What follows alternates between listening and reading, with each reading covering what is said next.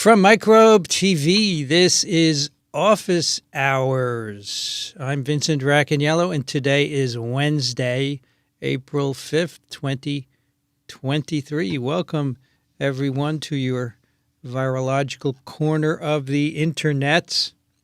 Let me start off by thanking our intrepid moderators for being here tonight. We have Les tonight. We have Andrew. We have Peak PDK. We have Tom.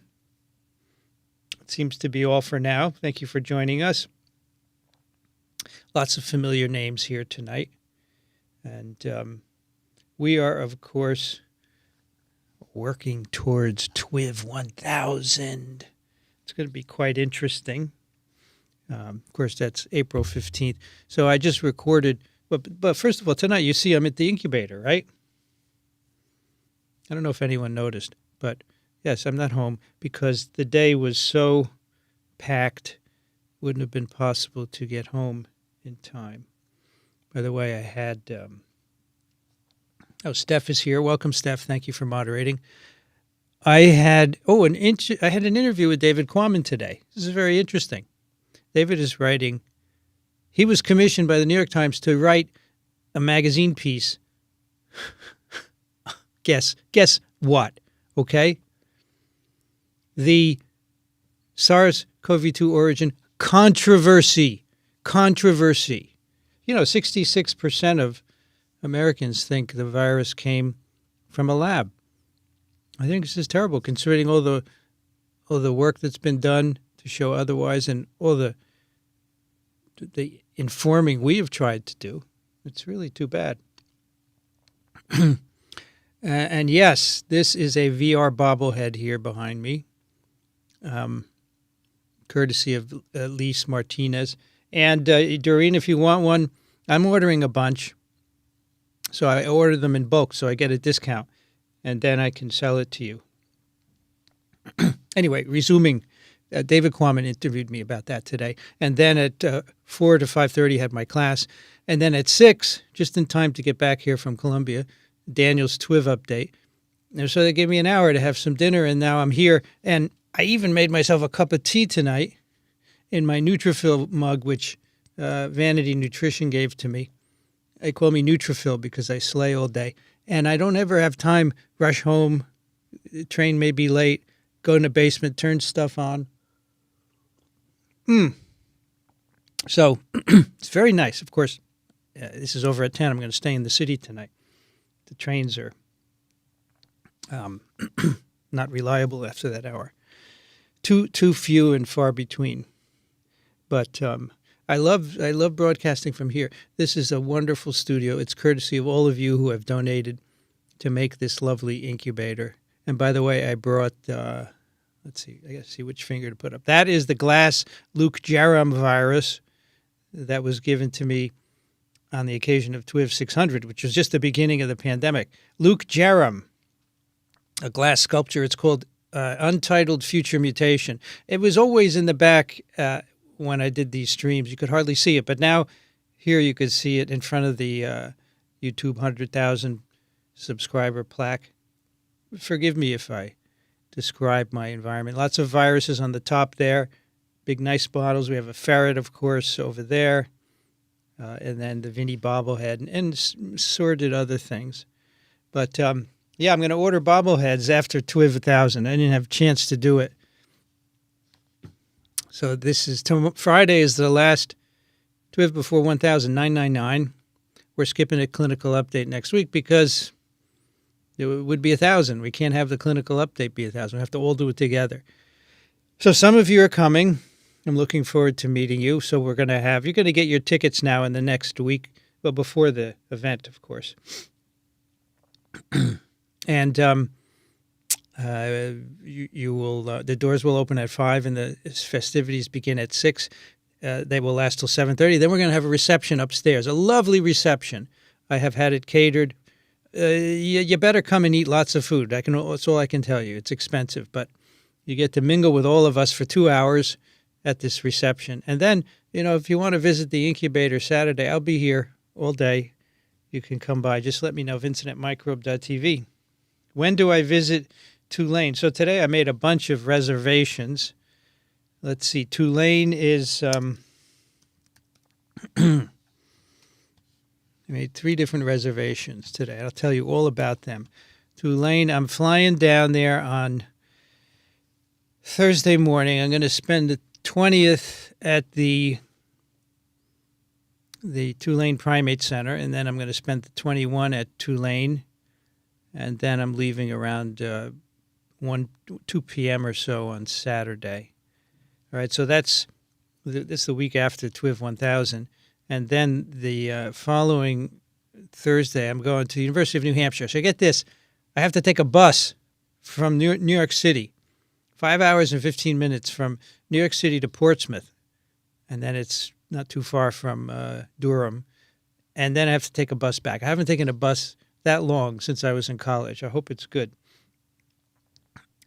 And so that'll be interesting. Going to give a seminar there. And then I made a reservation for Geneva, flying to Geneva on Saturday, May 13th. And then from Geneva, I'm going to take a train to Montreux, where there's a nidovirus meeting, and we're doing a TWIV there. And I'll be there all week. I'll be there till the 19th. That's cool.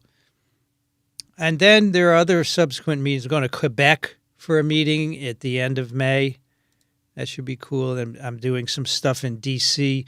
There's a symposium there, and there's I'm giving a talk at the Cosmos Club in D.C., and then I'm accompanying the Chance Academy to the FDA to visit Amy's lab on the 31st. So lots of activity. Then in June, we're visiting USAMRID, right? That's pretty cool. We're going to do a TWIV there. And then June 15th, June 14th, I'll be in Philadelphia for a night and a day. Susan Weiss is chairing a symposium, and we're going to have a TWIV about SARS-CoV-2 origins with her, her chairman, and an FBI person. So that should be interesting. Then the next day I have to go to Houston for ASM.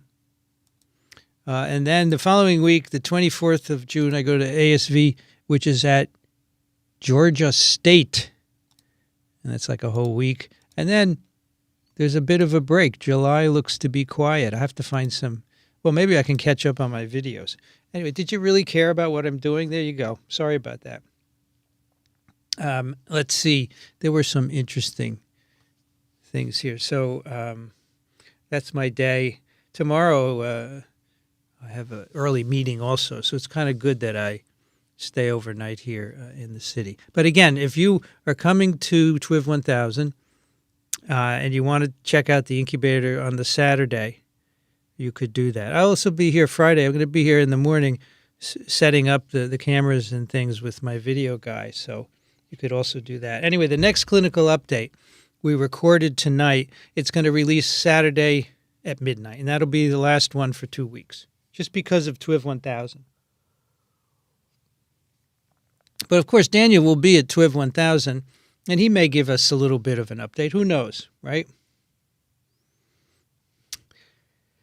Yes, so, China published its paper. Did you see? Its preprint on analysis of the sequences that they had pulled from the server. This is so weird. So, last year they publish a preprint.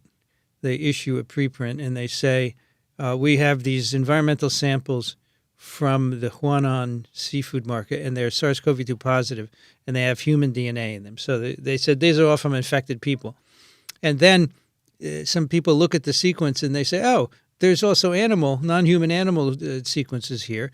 And then they publish a little paper, and then China pulls down the sequences, I guess to give them time to analyze them. Now they put them back up and say, yeah, there are animal sequences there, but we don't think it proves anything, which is just the preponderance of evidence is so great. So basically, they're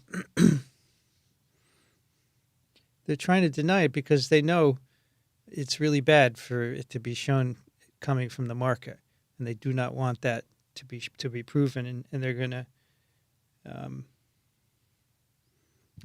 do as much as they can to do that. So there we go. Let me just do something here on my phone before we continue. Okay. So let's do some chatting with you guys. The usual suspects are here. Look at that. The usual suspects. Here in New York City, by the way, it is 10 degrees and pretty cloudy. I just walked out on 7th Avenue, and, if you look uptown a few blocks, you got all the lights from Madison Square Garden. Macy's is right up the street, and it's all cloudy. The fog is coming down in the street. You'd think we were in San Francisco.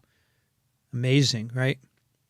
So some of you may have listened to Immune, which was a good episode that I just released yesterday. We did a review article by Karate and Sete, all about immunological memory to SARS-CoV-2, and it summarized. Unfortunately, it's like pre-variant specific boosters, pre-bivalent boosters, but they say basically that the best immunity is hybrid. If you have vaccines and 3 vaccinations and an infection, you're great. You have the best immunity of anyone.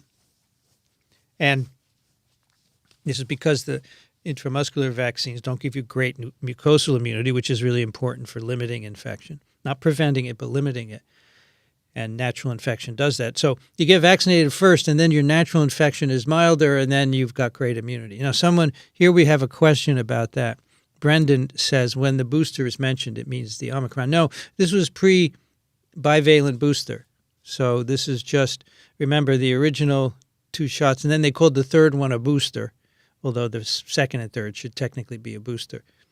And they talk in this review article about how this close spacing of the first 2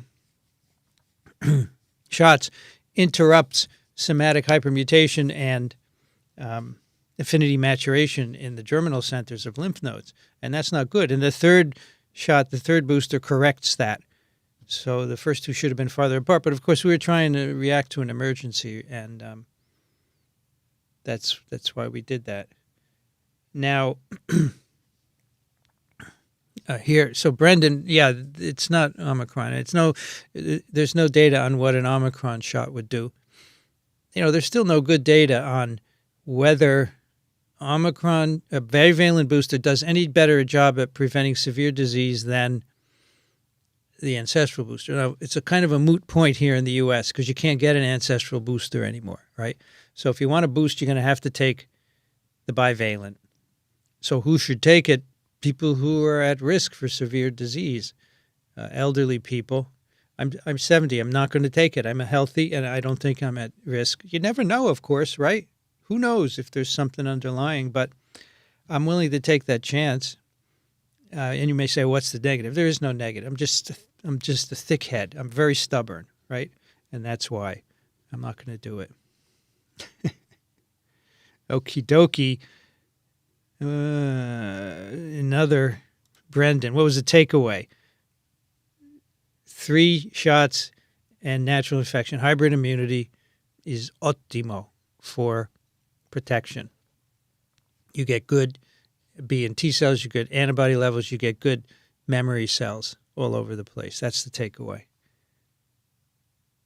But, so what a booster does is it boosts your antibodies and T cells for, a month, maybe 2 months. It depends. It's a little variable.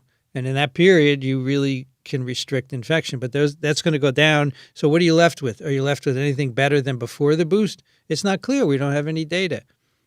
And I'm not sure that we're going to have data. So that's the story. Okay, Andrew says the ACS had a presentation of a vaccine therapeutic delivery system that puffs powder through the skin with no more pain than a Nerf gun bullet. Huh. I'm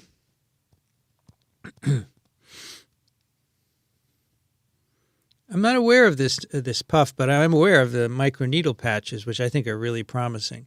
It's just a plastic square that has tiny needles that go into your epidermis. It's soaked in vaccine, and you put it on with a Band-Aid, And I like it because it gets rid of needles. But the powder, too, was probably delivered with a gun, right? That could intimidate some people, right? I don't know. All right. So Noir from Santa Fe, who is visiting us for TWIV 1000. Thank you for all of you who are coming so far. I'm just really blown away that you would come this far. My font is tiny. It's huge on my screen. All right. We can make it bigger. It's 27. Let's try making it 36. There you go. Okay, Steph, tell me if I fixed it. There you go. You say jump, I say how high.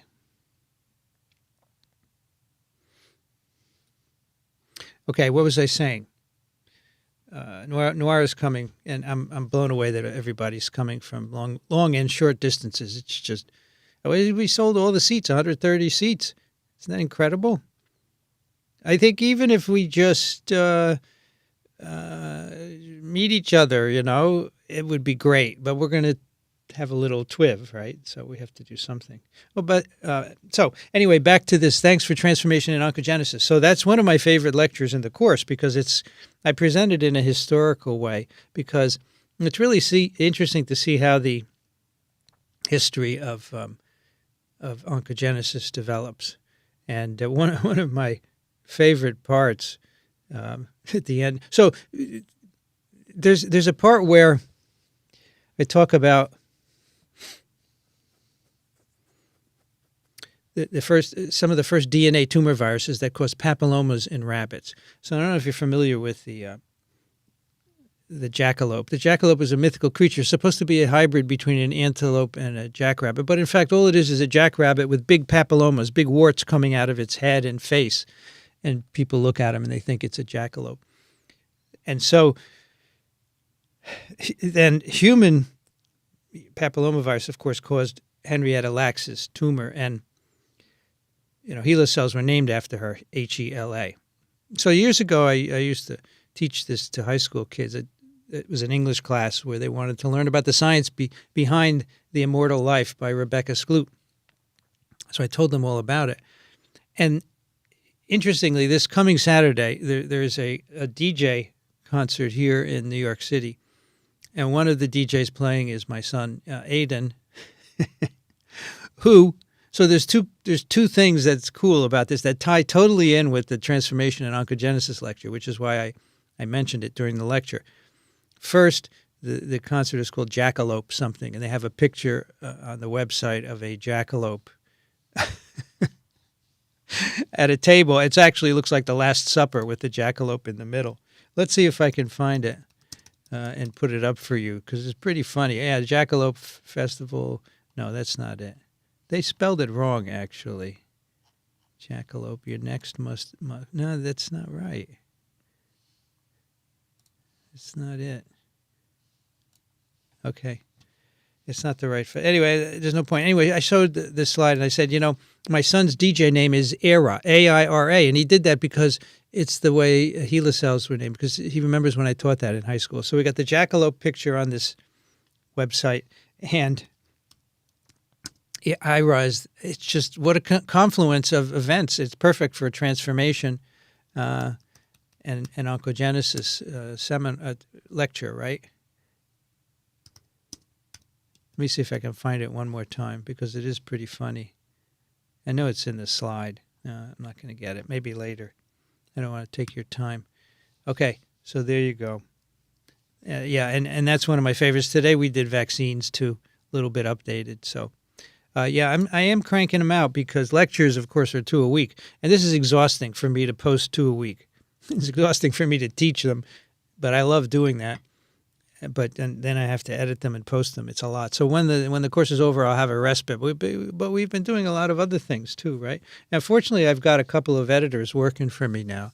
Again, thanks to your donations, I got a video and an audio editor that do most of the editing for me. Not all, but still a lot of it, which really helps. It's really good. Yes. So, Saudi Arabia. Cool. I don't know if we ever had someone from there. or maybe I've just forgotten. Oh, look at Davis from Whitefield, England. I'm going to highlight some of these places. Eric can't wait to attend TWIV 1000. We have met, Eric. Yeah, but good to see you again. It's been a while. Oh, Doreen and her husband are back from vacation. No neuro or COVID. They sent a lovely picture of the two of them watching a Daniel clinical update on deck. That was cool. Maybe from their balcony. Neva, hello, Neva from Buda. How are you? That was a good immune the other day. Thank you very much. I thought it would be useful to review that review article because it's kind of good information for people, right? So, fortunately, my co-hosts agreed with me, and we got to do it. Huh.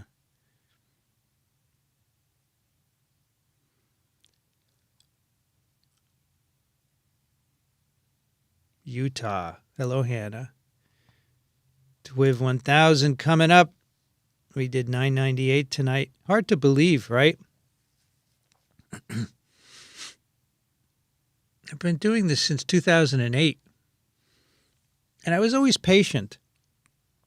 I said the people will come. Just be patient. Because now, I'm still patient, but I don't have forever. That's what I'm realizing. And I want to do better. The Financial Times survey of business schools has put Columbia at the top for the first time. I doubt you're interested, but congrats for your MBA students and academic staff. Well, yeah, I'm interested. I'm happy when Columbia does well in other fields. I mean, I see business students all the time. They rarely take my course. I don't think they ever do that. It's a master's program, right? MBA, so I don't think they have time. But the other thing about these polls is they can be a little weird. So it's a mixed bag, but it's fine that they got that. I'm happy for them. So the bobblehead, I will place this big order. I'll get it at a discount, and then I'll put it on the website for sale. I mean, I was thinking of selling them bobbleheads and T-shirts at TWIV 1000, but the commerce is just too much for me to handle. They're taking credit cards and Venmo and what is that card swipe thing you can stick on your phone. I mean, all that would be great, but I didn't have time to set it up. It's just me running. I mean, I've booked the theater. I booked the reception. I booked the caterer. I got the Des Pommiers Quartet.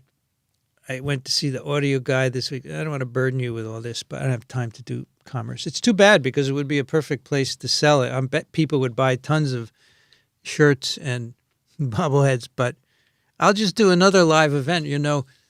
We could do a live event in a small theater, smaller than 100, because then the cost is much lower. And then I could get like David Quammen. Would people locally come and see him? Probably. If you had a theater that's seated 60 people or 90 people, I bet people would come. That could be, if it worked, I would love to do that regularly, right? Every few months have an evening show. And I want a desk there, and then I could have my guests come and sit on a bench next to the desk, and they could stay and move down a little, right? Be science. Be good. 66% of the U.S. thinks it came from a lab. And Quammen is trying to figure out what that's coming from. What's driving that? And I think part of the problem is that people want answers. Second is that a lot of scientists, or at least doctors, subscribe to it and without thinking about it. And that's part of the issue. And there are a few people who are driving the lab leak narrative. And then, of course, the DOE and the FBI non-reports because we don't know what they have. They don't have anything. So it's unfortunate. Yeah. I don't know what to do about it. But, you don't buy the statistic of 66%. Well, of course it's based on polling. It's like serological surveys. It's always based on polling and statistical extrapolation. But just talk to your friends and see how many of them think of the lab leak. My friends are all scientists, right?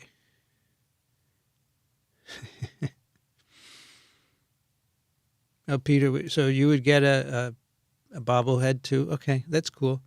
Kwame thought it was Tony Fauci. Yeah, I got my wrong finger, but I said it's me. And Lise, who sent it to me. Here's Lise right there. Thank you, Lise, again. That's lovely. You see, it's got a place of honor, right? That's very cool. Are you still trying to get Susan Oliver? I am going to resume my efforts after TWIV 1000. Yeah.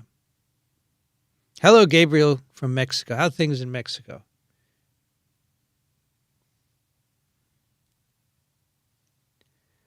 Polio genome behind me is 38 feet long. Oh, you asked Ann Palmenberg in Madison. Yeah, that's this thing. I can't get this. That's this, where I have the genome coming out. So you have so many more artifacts here. I would love to do all these here if I could. It would just be awesome. I'm going to have to do another one in a couple of weeks from here because I have a TWIP at 6 p.m. or 5 p.m. Can't get home in time for 8 p.m. live stream unless I take a 6 p.m. train. It's not working. No, we're not going to stream 1000. It's just too much. It's too much to do it, and it costs more, and I already spent too much money on this, so sorry. In fact, it's not going to be released on Sunday morning as it usually is because my video guy is going to go back to California on Sunday, and then he'll edit it on Monday and Tuesday. So it probably will come out, Wednesday-ish of that week. So it's a little bit of a break in our routine, but I think since it's 1000, it should be okay. Constant reminders of TWIV 1000, what I desire but cannot have. Yeah, I'm sorry, but there's only one 1000, yeah. Too bad. I'm really sorry. The lab leak theory, yeah, it's not a theory, lacks key elements of a theory as the word is used in the context of scientific discourse. There's no more than a lab leak meme. Yeah, or idea. It's an idea, right? Here's where the evidence comes from. Oh, there's a lab in Wuhan that works on coronaviruses from bats, so it must have come from there. That's the evidence. That's it. And that they're lying about it. There's no evidence there. It's zero. I have now made a thing for my talks now. I have 2 slides. One slide, evidence for a zoonotic origin of SARS-CoV-2. It has 8 bullet points. And the next slide is evidence for a lab origin. It has nothing. It's a blank slide. I think that's a powerful statement, right? Because that's in fact what we have. If you have evidence, FBI, DOE, give it to us. Don't hide behind this confidentiality crap. Sorry, this is science. You give your data to science.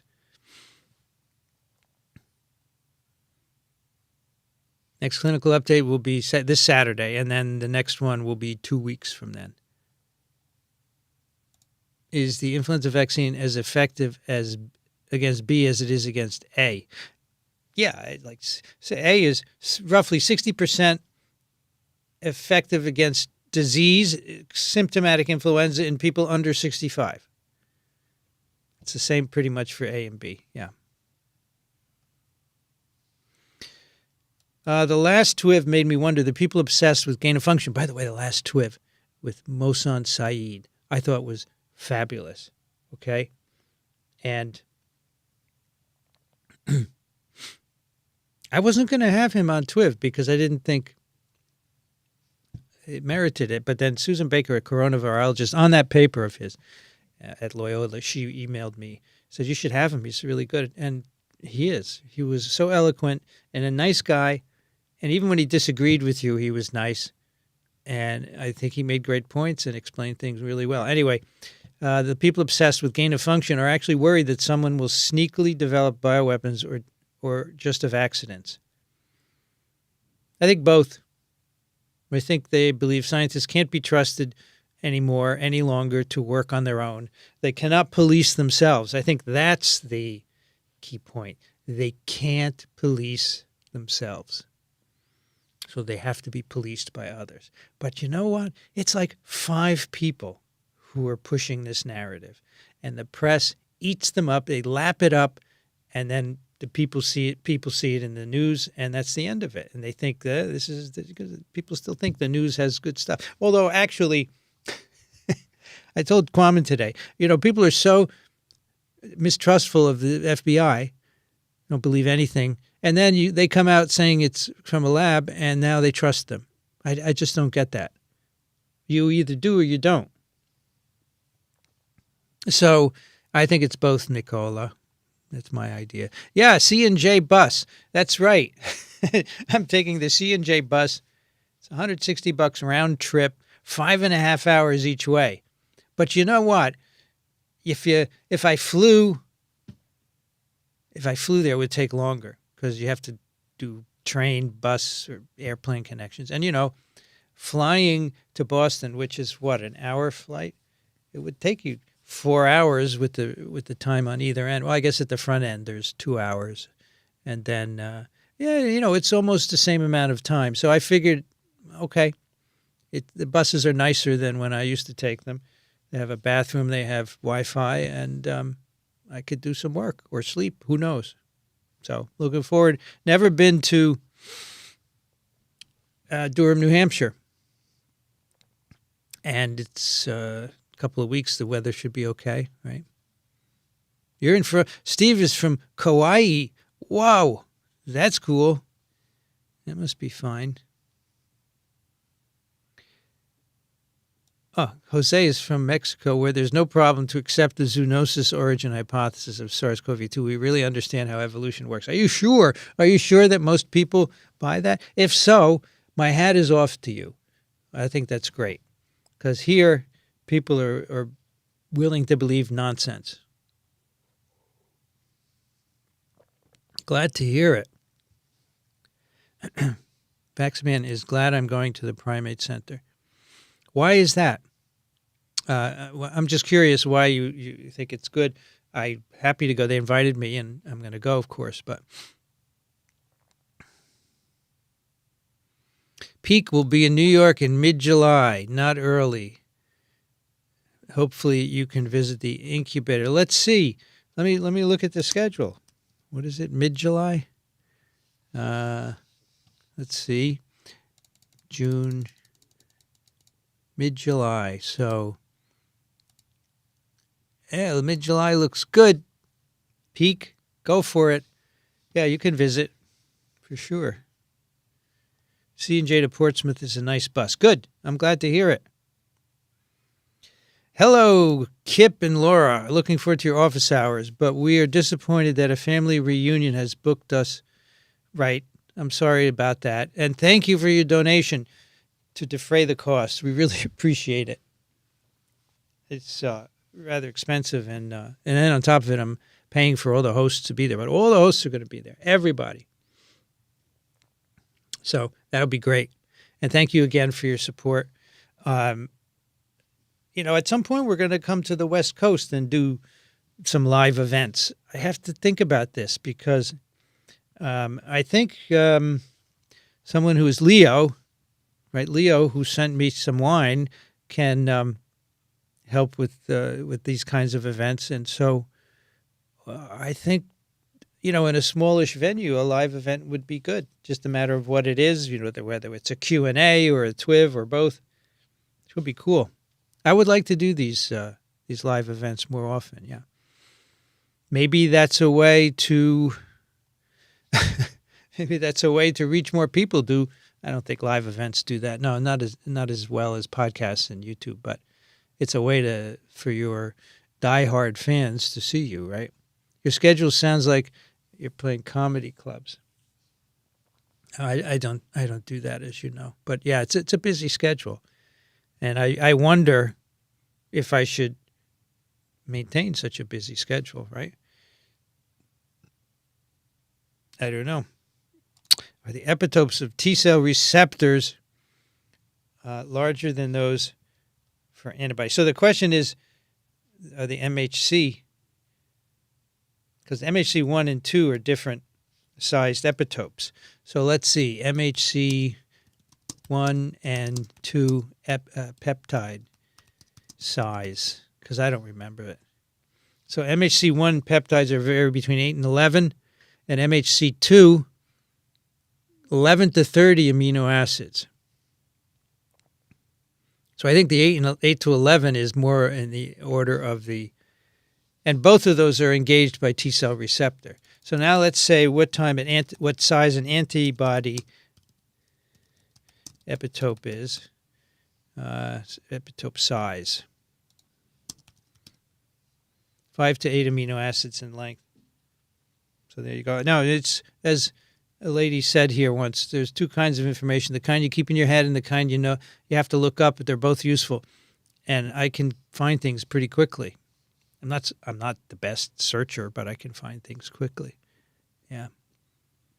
Thank you, Vaxman, for your contribution to science communication.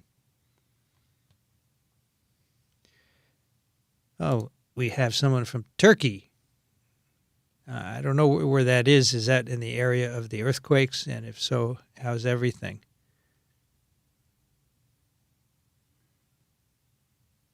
Thank you for the congrats.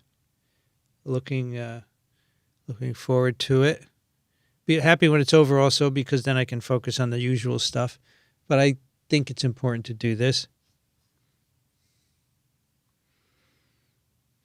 Have you heard about the new experimental vaccine, simplex vaccine, that seems to work well in animal models? Let's see. Let's look it up. Herpes vaccine candidate, because that's always been a tough one.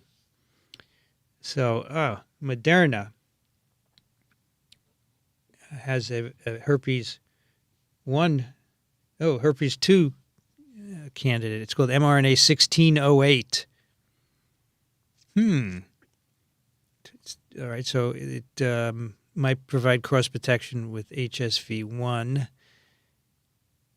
I don't know if that's what you meant, but that's one of them.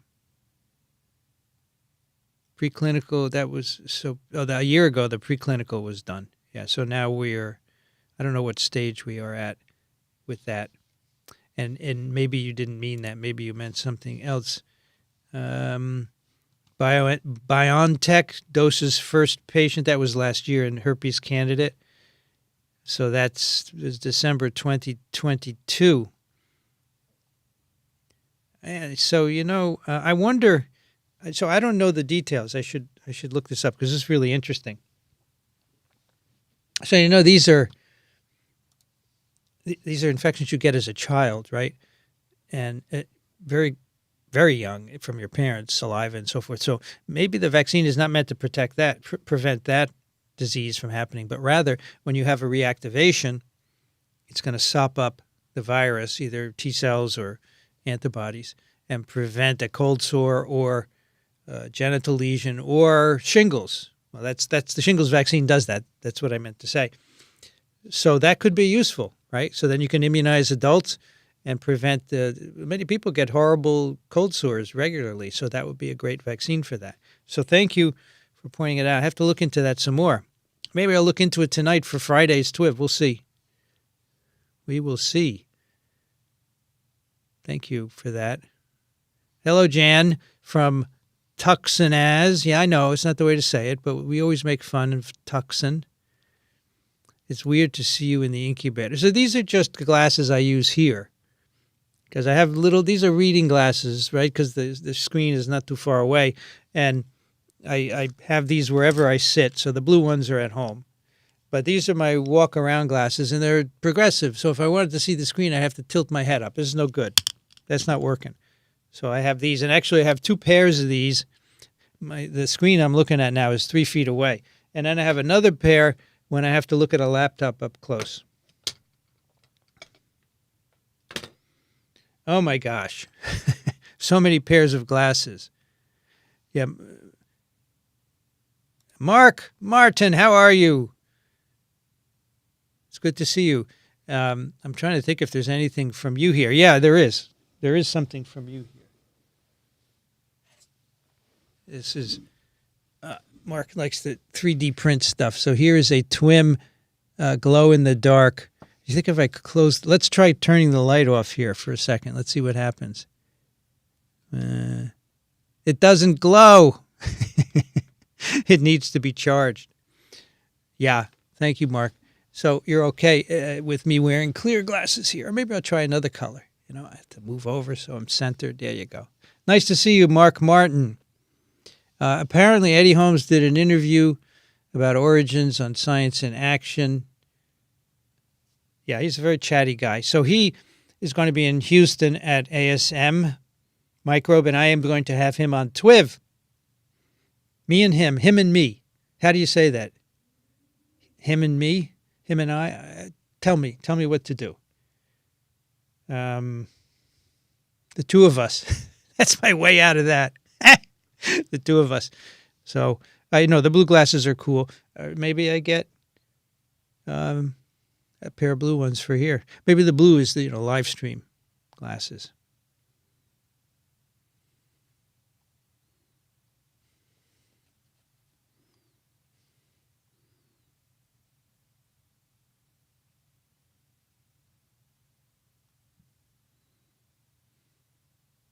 Hey, there's Vanity. Hello.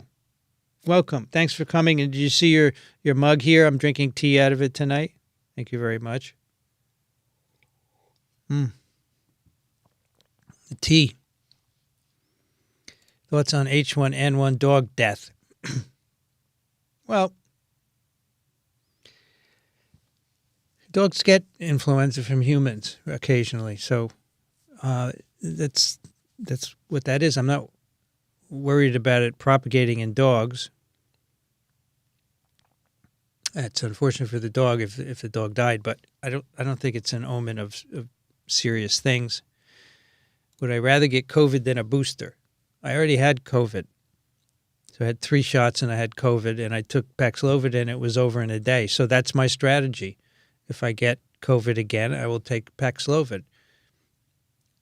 I don't think that for me a booster every year is indicated, because I don't think it's going to do anything better than Paxlovid.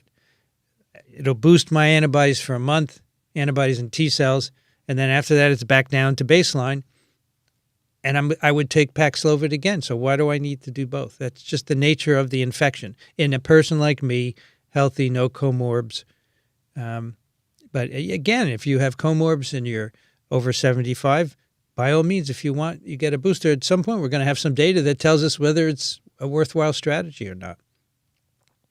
But for me, no. I get COVID, I get Paxlovid for sure, because I don't take anything that requires me to worry about the ritonavir component of Paxlovid.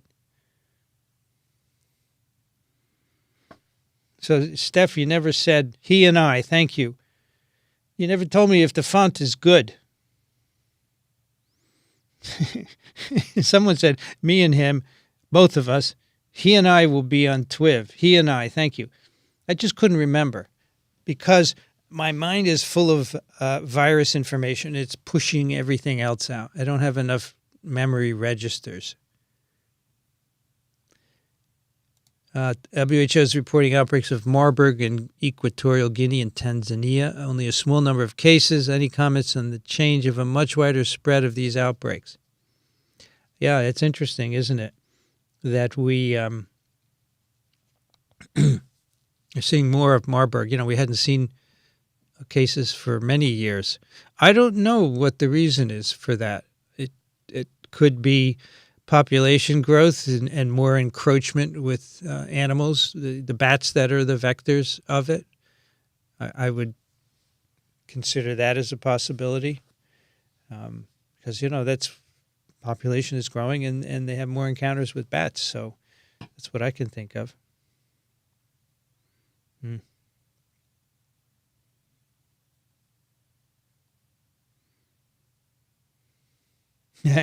Relative risk and hazard ratio. Relative risk. Let me get a good definition. So the relative risk is relatively straightforward. It's the ratio of the probability of event occurring with an exposure with the ratio of that versus the probability occurring without the exposure. So, exposed or not exposed, or so you have COVID in two populations, and then maybe you have people that have gotten an antiviral or not. So you're comparing the relative risk. It's a ratio of the two. So a relative risk of 1.5 means, any risk greater than 1 means that there is a increased risk in that population that you're looking at. If it's 1.5, it means that group is 50% more likely than people in the other group to die or to have hospitalization or whatever from that. So that's relative risk. And I have looked that up many times, so that I get. Now, hazard ratio is the ratio of the hazard rates corresponding to conditions characterized by two levels of a treatment of interest. For example, you're studying a drug in a clinical trial. The treated population may die at twice the rate per unit time of the control. Then the hazard ratio would be 2, a higher hazard of death from the treatment. And there's a way to calculate that, of course. And here's a nice example. Adequate COVID-19 vaccination status was associated with significantly decreased risk for the composite of severe COVID-19 or mortality with a hazard ratio of 0.2. This means people in the study who were vaccinated were 20% as likely to get severe COVID or die compared to people who weren't vaccinated in the same study. So you're not going to remember those. So if you're reading a paper, you have to have the definitions in front of you and look at them again, because if you don't look at something nearly every day or every week, you're not going to remember it. Yeah, I know that for a fact. 3 vax plus infection is optimal in some sense, but it involves getting COVID, right? But if you get COVID after the vaccination, it's better than getting it before, right? Because the COVID before vaccination is big risk. Problem. All right, the fountain is good. Thank you. Yeah, when will TWIV 1K air? Probably Wednesday after the event. Ray has to go back. So Ray's going to do a 3-camera shoot. Complicated. And then he's got to edit it all together. A wide shot, including the audience, a tight shot of the stage, and then a camera on whoever's talking. And so that's got to be cut in, all that. Plus, we are getting 8 audio feeds from the audio booth. And then there's a 9th microphone for the audience. By the way, those of you who are going, we're going to let you ask us questions or make comments at some point. So we're going to have, my daughter's going to be going up and down the aisle with a microphone, and she'll give it to you if you want to take it. So please say something.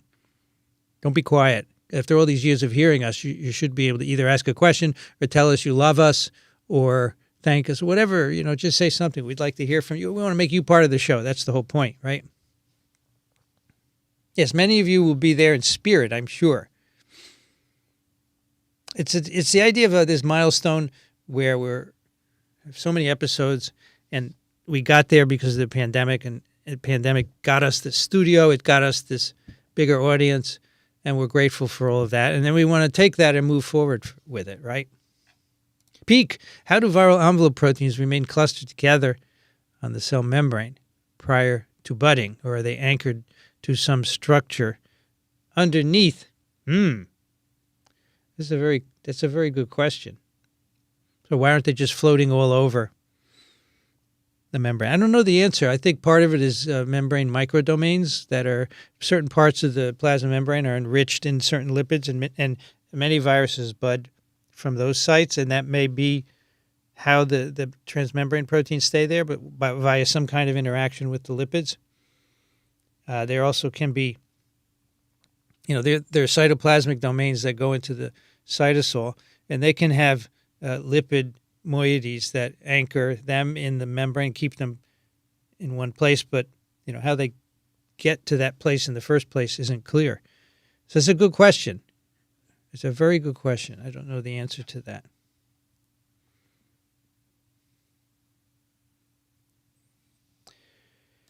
Peter, thanks for doing this each week. I always recommend your transformation oncogenesis lecture to my undergraduates. And this, I presume you mean office hours.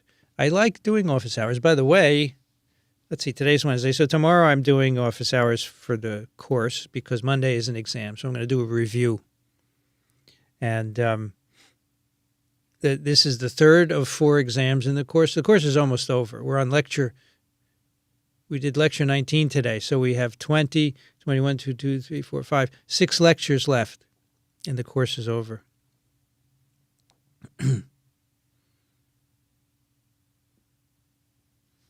Yeah, the font size thing was because I haven't streamed from this computer in a while, and now that I've reset it, it should be okay the next time that I do stream. There's also an excellent Mike Warby lecture at the University of Arizona YouTube channel, March 1st, just before that would be nice to have one with the sequences, yeah. Yeah, what do we have today? We have 264 people. That's okay. We'd like to break 300. Anyway, 187 likes. Please hit the like button. Maybe that'll help push us over 300 and get some more people here. Yeah. Well, here's the question of the day. How does science go about determining how often we need to be vaccinated? So if you're not in a pandemic, it's not trial and error. It is, empirically determined. You do trials, and you do preclinical work in animal models. Preclinical meaning before you go into people, and you can, put in 1 dose, or 2 doses, or 3 doses, and look at the immune responses, and then look at challenge in those animals, and then you can repeat some of the dosing in humans, but usually you decide on dose numbers in your animals. Now, the problem we had, so it is not random, it's not trial and error, but to some extent in this pandemic it was, because we gave the first 2 doses.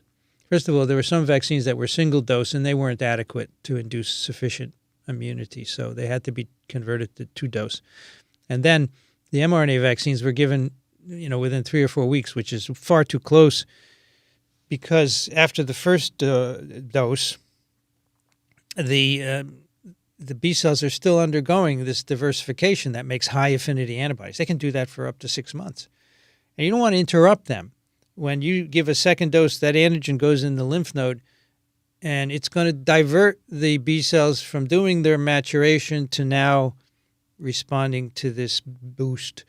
And so that's what happened when we gave the first 2 doses close together. But we were trying to prevent disease. So it's always a trade-off between how many people will get really sick and, how good a long-term response you have. So that's why the 3rd dose was instigated.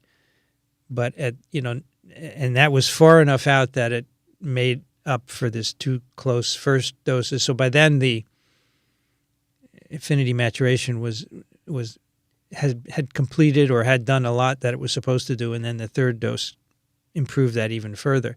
So Crotty in his review says you need at least 2 months between doses for affinity maturation, but it can go on for 6 months.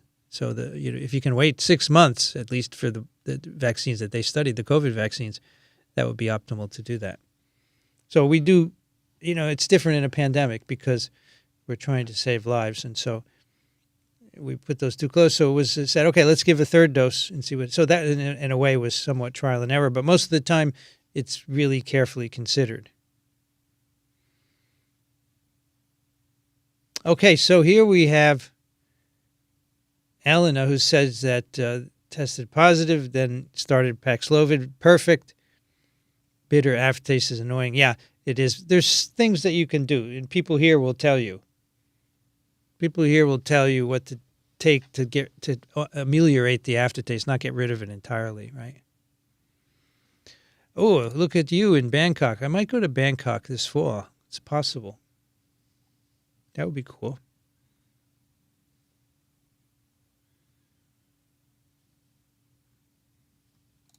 I got my T-shirt. Masks are cool 2+ years ago, maybe 3. Wow.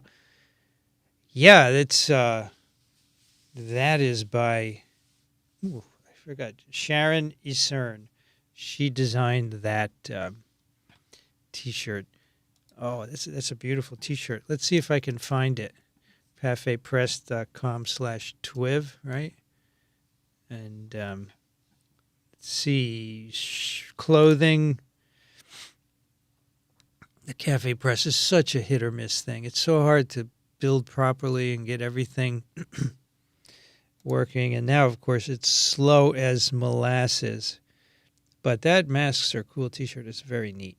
It's kind of based on a Bob Dylan thingy. Here we go. And they're kind of all randomly. Well, I guess they're not totally randomly. There's a cool Twiv 1000 design that Vanity put together, which unfortunately isn't going to make it for the Twiv 1000, but it is cool. Here it is. Let me make, there we go. So that now I have to share my bloody screen. Let's see if I can do this. We go there, share screen. Where's the bloody? Here it is, share screen. There we go. There's the Masks Are Cool T-shirt. And I know it's very small. I guess I could zoom in. Zoom in. There we go. It's a very cool design, right? Bob Dylan. Masks Are Cool. Twiv this week in Virology. There's the mask. Yeah, it's very nice. I like that very much. And it's a couple of years old, but it hasn't lost it. It's very cool. I can imagine you with David Quammen at the 92nd Street Y. Yeah, that would be cool, because that's a great venue for these kinds of intelligent discussions, right? So I want to do this sort of stuff. Yeah, I think that's the next phase. And I'm just going to do it because I don't want to have to schlep everybody here. You know, maybe Dixon can pop in because he's local, but I don't want to make a big production of it. I just want to do myself. Or if we do it on the road in various cities, I could bring 1 or 2 hosts with me. But that would be cool. Do a live streamed U.S. tour of the major cities. Yeah, I need to have someone, helping me with all that. They have to help with the booking, and I can't do that.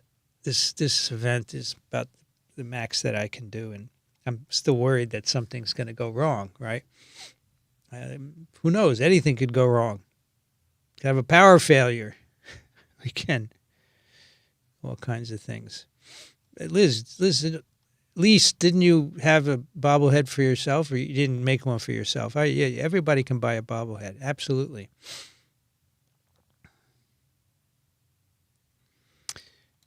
Angry Penguin, when I worked for a big pharma company, we had to plan for keeping production going during pandemic influenza. Now with COVID hindsight, would you bet money on influenza being the next big pandemic? Yeah, I do. Now, I don't know how big it's going to be. Not as big as this one. Because there is always a little bit of immunity to pandemic strains that kind of ameliorates the pandemic. I mean, it's just not as big as COVID. But I think the flu will be next, yeah. But I don't know if it's going to be H5N1. It's probably going to be something else that we're not anticipating, yeah.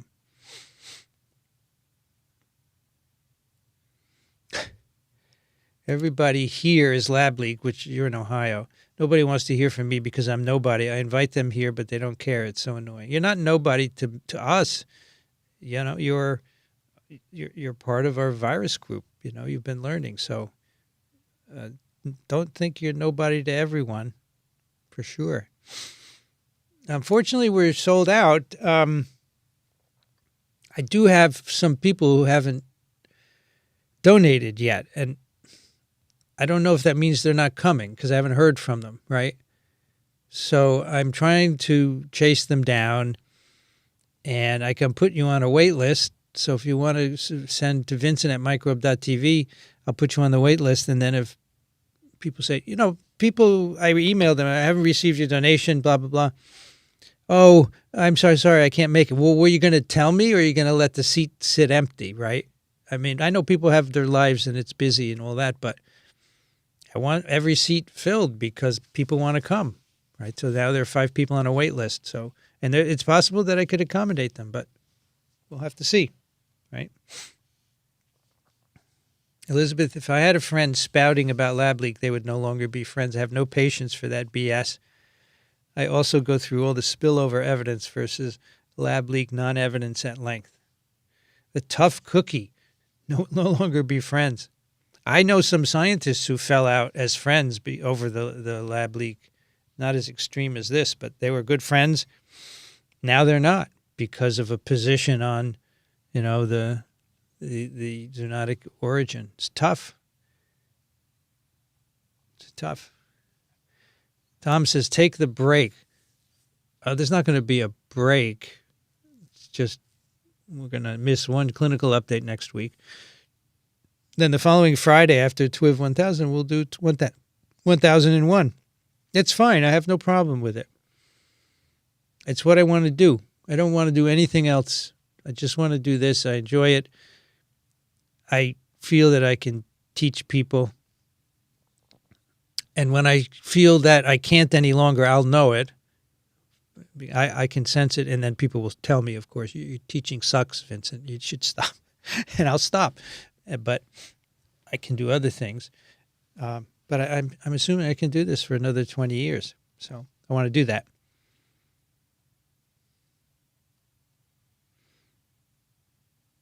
Here's the Warraby lecture. Thank you, Les, for that link. Yeah, the Saeed episode was great. Oh, Eric, you used to be at the Needle, right? He's very good. Very nice guy. And, of course, to top it all off, last weekend, like Saturday, Microbe TV disappeared. Somebody was DDoSing the hoster, and that kind of screwed things up because I thought it was fixed in the afternoon, so I posted TWIVs, and then the next day they were gone because he had done a backup, or he had replaced them with a backup or something. So it was kind of annoying. Yeah, Mosan said he'd been following TWIV since the second episode, he said. Or maybe, no, he said since the dengue episode. Which episode was that? Let's see. TWIV. Let's start with TWIV 1, West Nile virus. I don't know, have most of you ever listened to TWIV number 1? It was a pretty cool... Look, the first comment, June 30th, 2012. Hey, here is where it all started. Thank Vincent and Dixon. Isn't that funny? Oh, my gosh. So that was released on September 24th, 2008. And I don't know. I'm thinking the dengue podcast, TWIV dengue, that was an early one. TWIV 3. So that's what Mosan said. He picked up TWIV on episode 3. And, these early episodes were audio only. In fact, until the beginning of 2020, they were still audio only. And then I had to stay home for the pandemic, and I didn't have the recording equipment to do audio on separate channels, so I turned to Zoom. And there was video automatically. And then I moved away from Zoom because the quality is not good enough. But that started it, to do video. And now we will have video. We have video for all shows except TWIM. And you know what? The last TWIM, it was just Michael and me. So I recorded video. It'll be released in a couple of weeks. And I would really like to do video on TWIM. I think there's a fraction of people that want to see video, want to see us as we're talking, right? Any idea what's happening in China since the end of zero COVID? I don't know that we can tell what's going on unless you hear from people. Some people have written in, actually, on TWIV and told us what's going on, and I just don't remember what they have said. But and if anyone knows here, please weigh in. I haven't seen anything reliable. I don't think we're getting a lot of information about what's going on. This is an ongoing concern. Viruses jumping from wildlife to humans. That's correct. My friend is a wildlife biologist. He literally tracks movements of wildlife to monitor their proximity to human populations. Yeah, but it's also humans invading wildlife areas, right? So humans going into bat caves and trapping, eating bats that are dead in the wood, or eating non-human primates that are found dead in the wood. So it's a mixture of animal movements and people doing this kind of foraging. And as the human population grows, the encounters become more frequent. And then as climate change continues, the animals will leave if they're no longer comfortable, if they can't get the food they want. They'll leave and go somewhere else and bring their viruses with them. We did a cool paper about that some time ago. Yep. Nicola's never seen the lab leak theory on the news here in Italy. Huh. But Nicola, you must have your share of crazy stories in the news. So it's not like the news is so pure and beautiful in Italy, right? And that everyone has common sense and all that. It just happens to be the lab leak idea is the issue. Yeah. Recommended book, How to Talk to a Science Denier by Lee McIntyre. Whole chapter on flat earthers. Made me feel better about the lab leak fans. Oh, so that's going to be that actually is, lab leak is not the first time. There have been many outbreaks where people said it came from a lab, right? Zika virus and HIV and SARS-1, H1N1, 2009. Yeah, people say immediately that it came from a lab. It's a tired old drill, but should be a chapter in that book. Whole chapter on lab origin ideas. Let's not call it a hypothesis, right?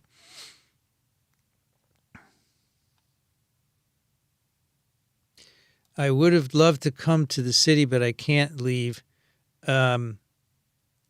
Okay, am I saving a seat for you? I don't know. Maybe not, but if I am, please write and tell me not to save it anymore. I'll open it up for someone else.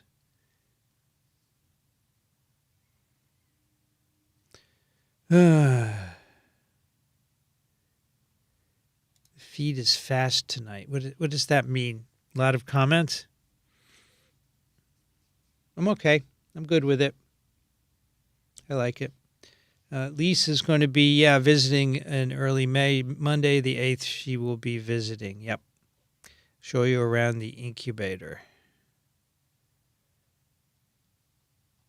If they're worried about bioweapons, they should go back and read the interviews with the guys who did that during the Cold War. They always said that 95% of the work is aerosol physics, not virology. Right, and there are few... The problem is that you freeze dry the viruses, and then before you load them into the warhead, you have to rehydrate them so they're infectious, right? And not every virus takes to that. Not every virus will retain infectivity after that procedure. And so in one of these books, I don't know if it was Bioweapon or one of the others, Kent Allebeck has described a lot. He said Ebola wasn't weaponizable, and very few viruses are. So, it's all about maintaining infectivity and making aerosols and so forth. Yeah, for sure. Questella, thank you for your contribution. Really appreciate it.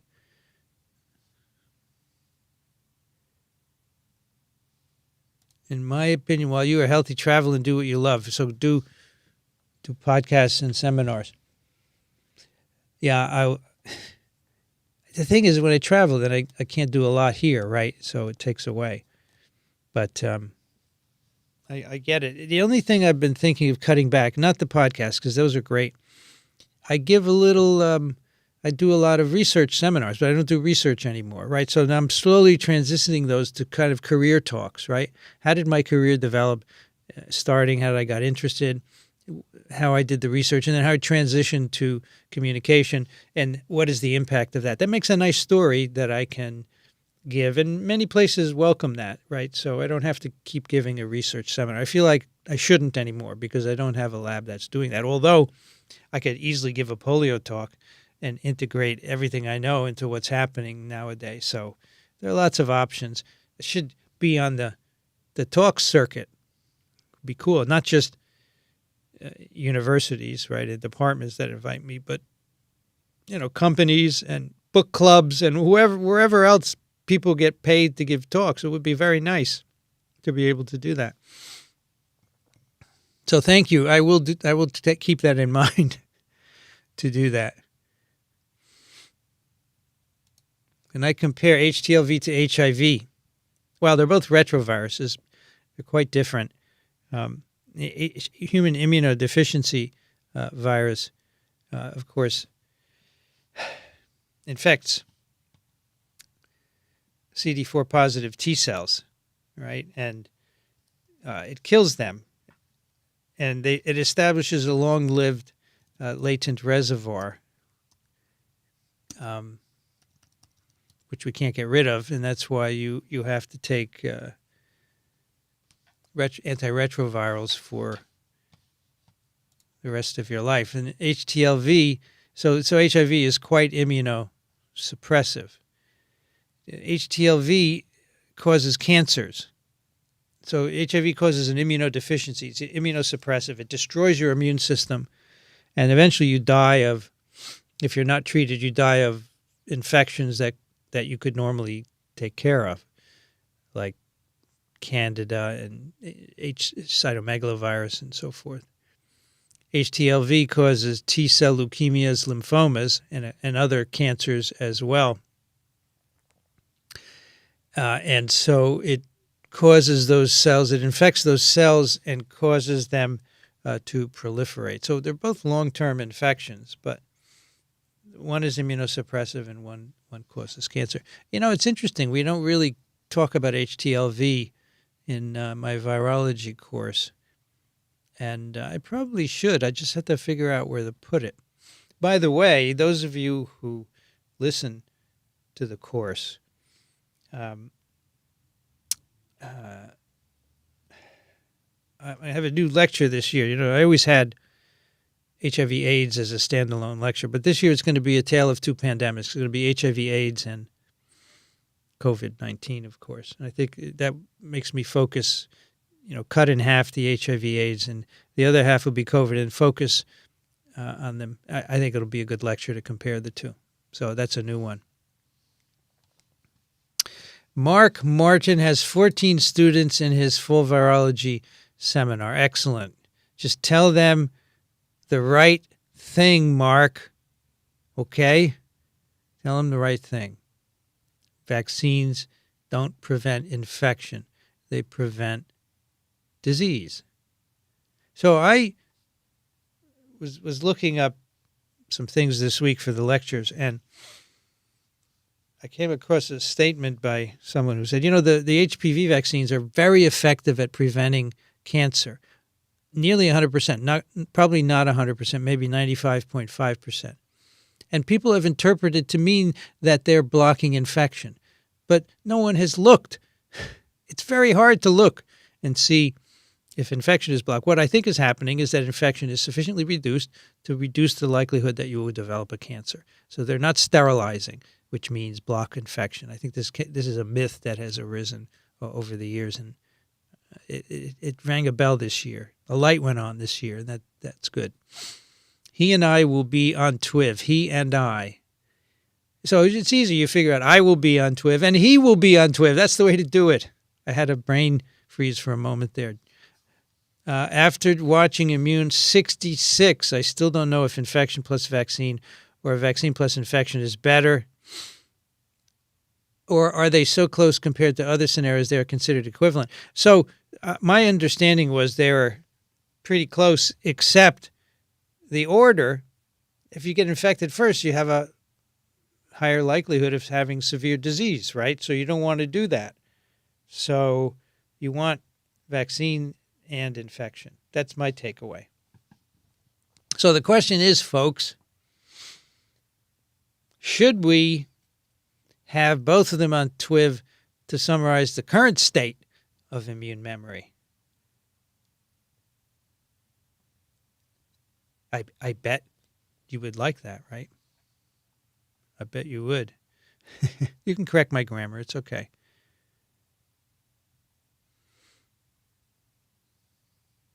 Outside of TWIV, the best Origins video is this one with Holmes, Anderson, and Warby. Yeah. I'm sure that having all of them together is great. Yeah, Sage pronoun alone. Yeah. I was trying to think of that. Me and him.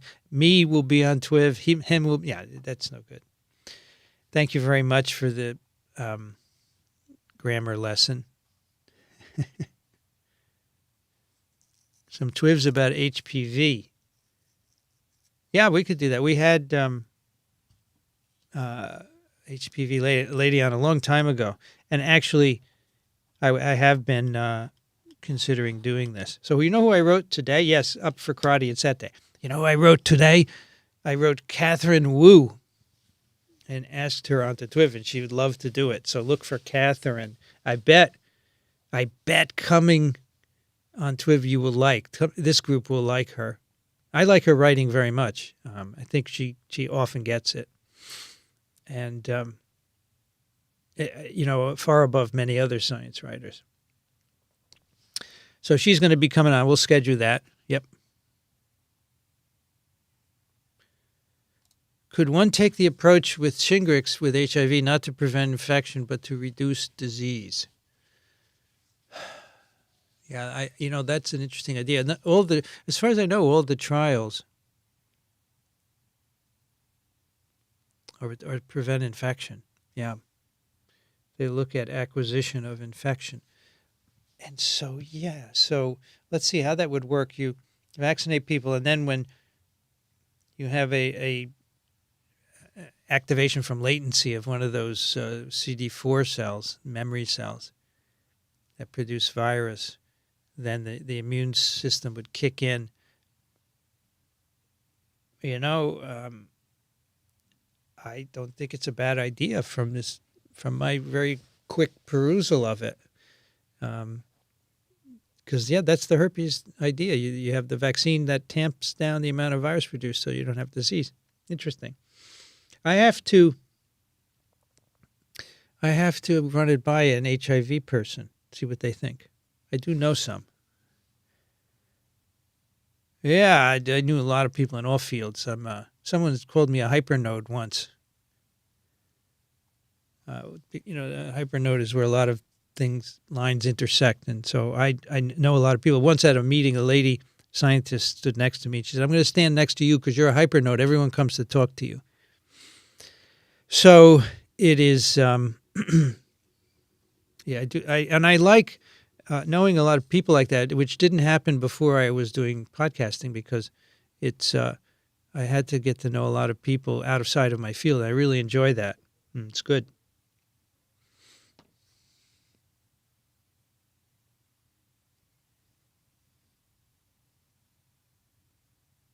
Sorry, I didn't see the font improvement. Sorry about that. My apologies. For relative risk, I like the concept of micromorts. Okay, got it. The UK Public Health has about 110,000 shots in reserve for Mpox. They just turned down an additional 70,000 more, saying it wasn't worth it. It depends on the shelf life, right? Maybe they don't want to waste it. I would think that would be a good reason and let someone else have it, right? And they must know their numbers and they have some predictions of what's going to happen. So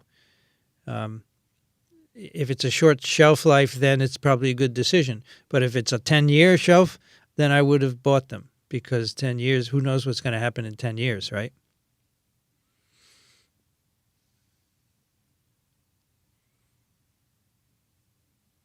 Is there a treatment for Marburg? No. there's no antiviral. The you have to be taken care of clinically, and my understanding was that during the West African Ebola outbreak, the physicians developed very specific ways to take care of patients in terms of, electrolytes, that sort of thing.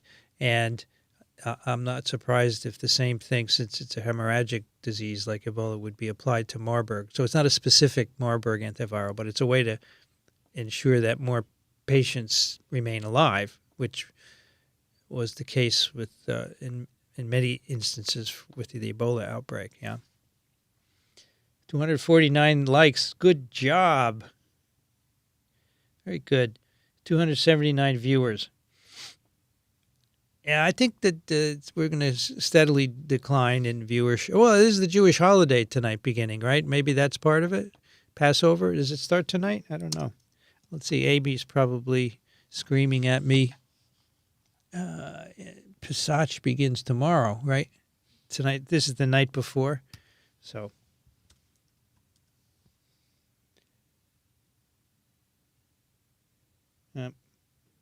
So maybe that people traveling right places for Passover, and so they're not on the stream.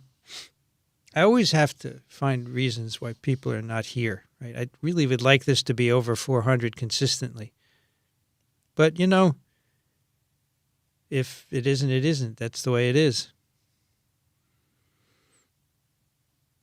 What happened to the Puscast video on this past bi-weekly installment? Well, stuff happens, Noir. Mistakes get made. They're not made on purpose most of the time. So an error was made during the recording, and the video was not recorded. So the participants were not willing to redo it. So we just put in those images and so forth, and the picture. Sorry. Unfortunately, when you do a frequent show, now and then you make mistakes. And, we're a pretty small operation, so mistakes are going to happen, and we don't have a lot of redundancy. That's something I would like to build in the future, and especially have someone to come work with me who would like to learn what's being done here and also make suggestions. I mean, I love it when people make suggestions. Hey, you could do that in a better way, as opposed to, yeah, it's all fine, I'm good with that. I mean, you can always find something to suggest. Anyway, if anyone knows people who are interested in interning in a recording studio like this, where you could learn audio and video, and you can help during recording and operating cameras and doing live switching and so forth, let me know. Vincent@microbe.tv. I think I should get someone to be here, a couple of days a week. That would be useful. So that's what happened to that. All right, Kang, is the conformation of the larger epitope more stable for T-cell receptors than those of antibodies, making T-cell immunity more durable? No, I don't think that that's the reason at all. I think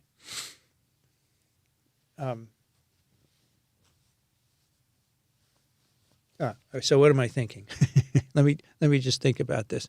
So why are T-cell epitopes conserved? I think they do change, but the changed epitopes are not selected for, and they do not propagate as do, say, changes in antibody epitopes, antibody binding epitopes. So if a change in an antibody epitope arises in me, that virus containing that can go to another person and have an advantage, can have a fitness advantage in them. But the same is not the case for T-cell epitopes, because everyone's T-cell receptor is different. So a changed peptide in me won't have an effect in you. So that's not propagated outside of the host. So only for long-term persistent infections do changes in T-cell epitopes make a difference. So during a Hep C infection or an HIV infection, within the one host, long-term infection for many years, the T-cell variants that arise are a problem, and they cause evasion of T-cell immunity. But that's because they remain for many years. In an acute infection that's over in a week or two, there's no advantage even in the host where those T-cell variants arise and they don't spread to others. So that's what I think is going on. My rudimentary understanding of those epitopes. I'm not an immunologist. I'm out of my lane when I'm talking about that.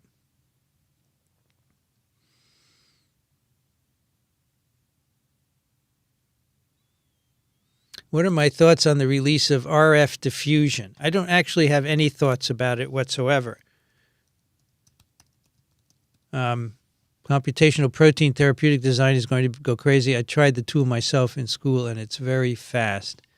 So it's an open source method for structure generation with or without conditional information. It can perform a range of protein design challenges. You know what? I think that's going to be big. I totally agree with you. I think that's an amazing development. What I've been thinking about lately, I didn't realize that AI in terms of images has gotten so big. Adobe just released an AI program. What is it called? Forgot the name of it. It's like some kind of Adobe AI Firefly. Yeah, there you go. So you could say draw a log next to a house and it will do the whole thing. You make it winter, it will make it snowy. But I would like to do it for science, right? You just type commands and it will draw things and you can refine them. I find that really cool. And I didn't realize it's gotten to the point where you can make incredibly powerful images just by typing in commands. So it's kind of like RF diffusion. This is advanced to the point where, oh my gosh, you're going to be able to do such amazing things. Wow. Have you thought about doing a microbe TV book of essays on science topics for the general reader? No, I haven't. I don't know if I could write about all science topics. I'm not sure I know enough. I could write about viruses. I would like to write a virus book, right? I've talked about that here before.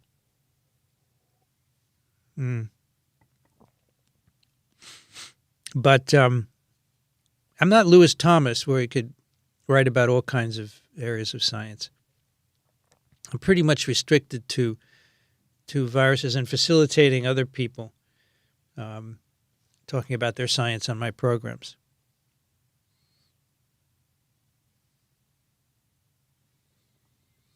Oh, so it's actually a cure for herpes, not a vaccine. It's works on latent virus or gene editing. Okay. So there are some herpes vaccines in development, which are going to work the way I said, is to work at reactivation. But yes, you can use gene editing to remove these genomes from neurons. That's something that's going to happen at one point. But it's not yet. It's not yet there. It's funny, vanity. Apparently, so I said during the herpes lecture the other day that there are always comments about people saying, Dr. So-and-so cured my herpes. And on that lecture, as soon as it was posted, people went and said, Dr. So-and-so cured my herpes. Amazing.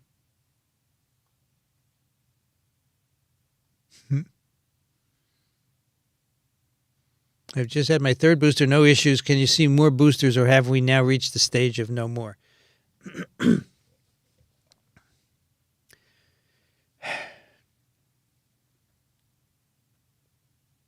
It really depends on... So the booster is probably not improving memory. And that's what's going to kick in when you get infected, because you are going to get infected at some point. And it's not clear to me that the booster has any effect on memory. We're going to have to see that. And so what would a second booster do? It would simply boost your antibodies for at best a couple of months. So if the strategy is going to be take people at risk, give them an antibody boost for a couple of months during the season of COVID, whenever that might be in the winter, that could be something that FDA, CDC wants to do. I could envision that. Because in certain people, as Paul Offit said, certain people, the smallest infection, the slightest infection sends them in the hospital, even if it's a mild infection. They have so many issues that they go in the hospital. So for them, maybe the booster makes sense as long as you know who they are. That's the other thing, is you may not know who they are. You may know some of them, but not all of them. So I don't think we're at the stage of no more yet. I wouldn't say that. I think their FDA and CDC are toying with the idea of having an annual booster matching the whatever the current variant is. Mark said, I found that eating a few good and plenty licorice candies erased Paxlovid mouth. For me, the taste was like old bad coffee.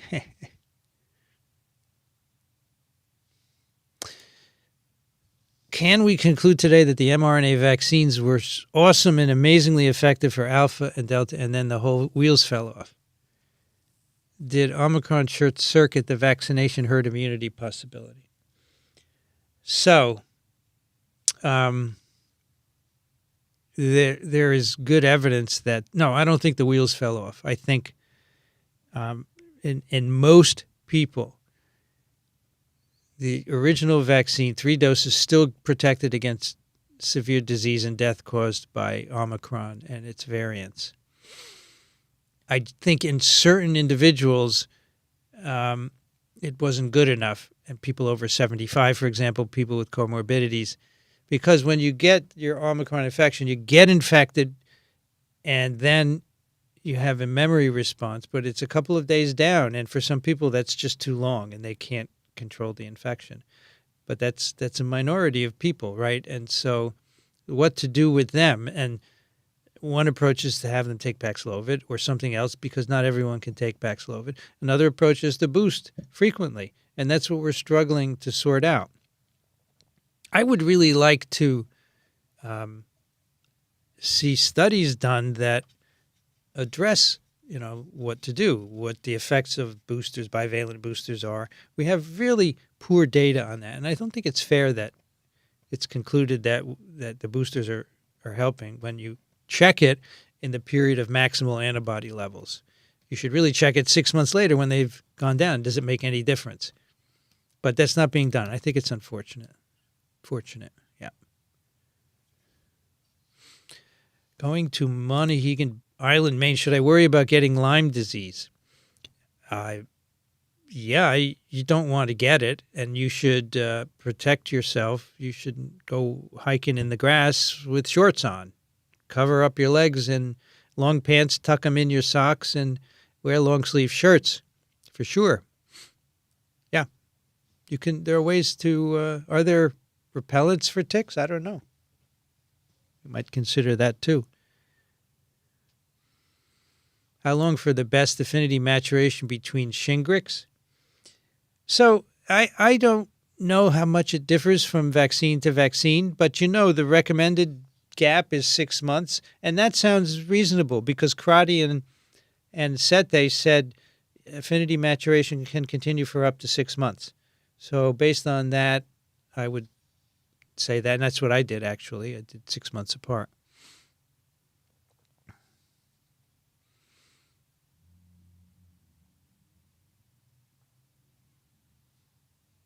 Yeah, the longer the delay between the first two, the longer the clinical trial would take. Right. Sure. Totally right. That's why it was pushed to 3-4 weeks. Absolutely. And if you had made it longer, more people would have died. I totally understand that it was a matter of an emergency, but in any other situation, you would want to have a longer clinical trial. Yeah.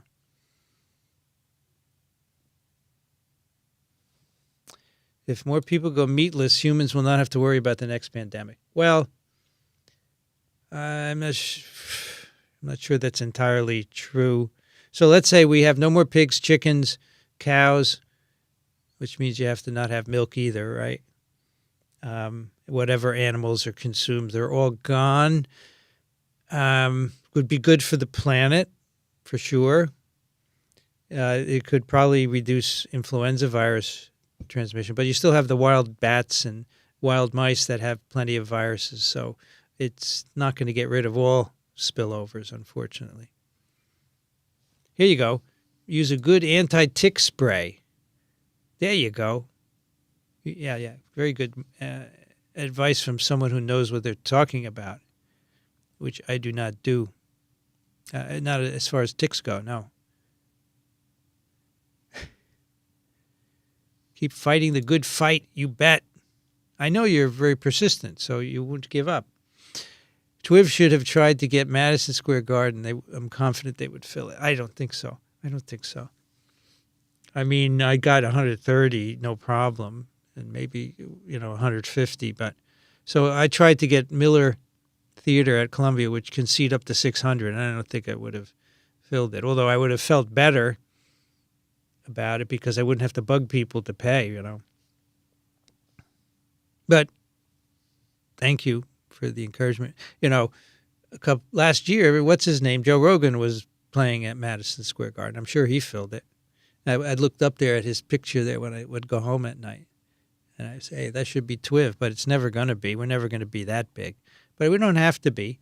If we do little shows in cities throughout the year and attract more people from that word of mouth and have great guests, I think we could have a live presence. Sure, for sure. I have lost several friends and a cousin because they don't believe the virus and downplay the seriousness. I'm sorry to hear that. It's totally unnecessary, right, for people to die because they can be treated, they can be vaccinated, they can be treated in various ways. I mean, not 100% are going to be saved, but this is unfortunate when they don't want to take care of themselves. I'm sorry.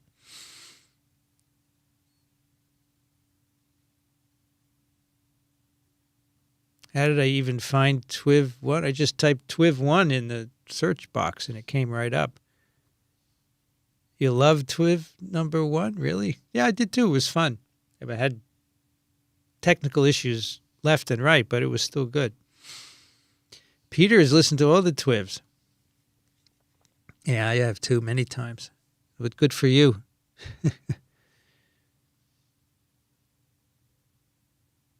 This is funny. The lab leak folks have herd immunity. They refuse to hear the truth.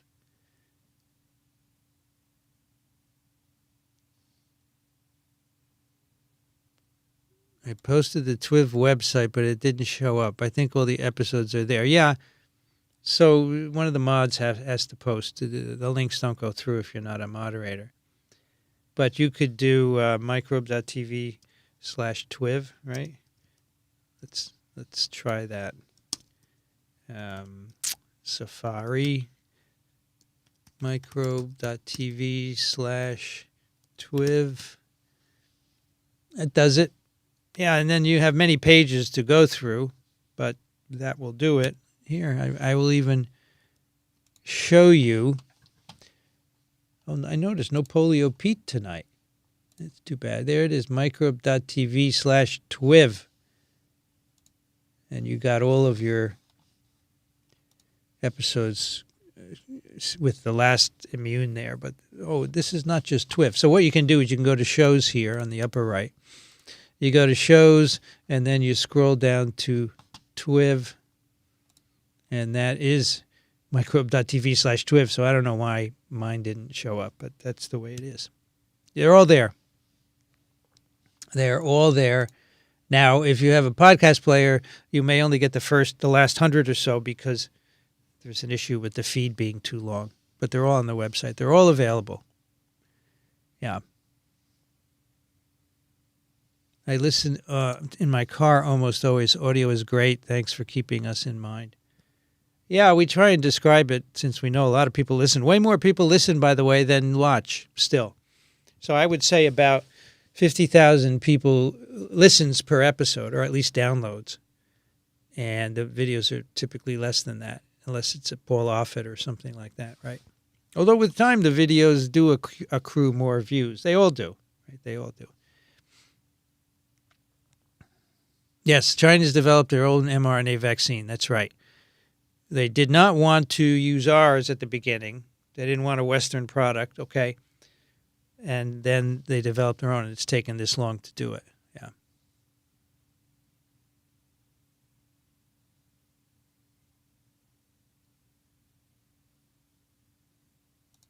I want to become a virologist specializing in veterinary virology. There is a great lack of movement on avian viruses. Yeah, that'd be great. Veterinary virology is tremendous. Great field to go in. Yep. People here are pretty bad on average talking about Italy. It's just that for some reason the lab leak hasn't been picked up. Okay. Sorry to hear that. Could I talk about how I became a virologist? Yeah, well, the short story is, so I went to college and I was a biology major. My dad wanted me to be a doctor because he was a doctor. And I didn't want to, so I didn't really put any effort into being a doctor. I applied to one medical school. I didn't get in. So I went home after graduating with no plans. And I liked science, so I got a job as a laboratory technician in a microbiology lab. I didn't know anything. And I read a book one day called Fever. It's right here.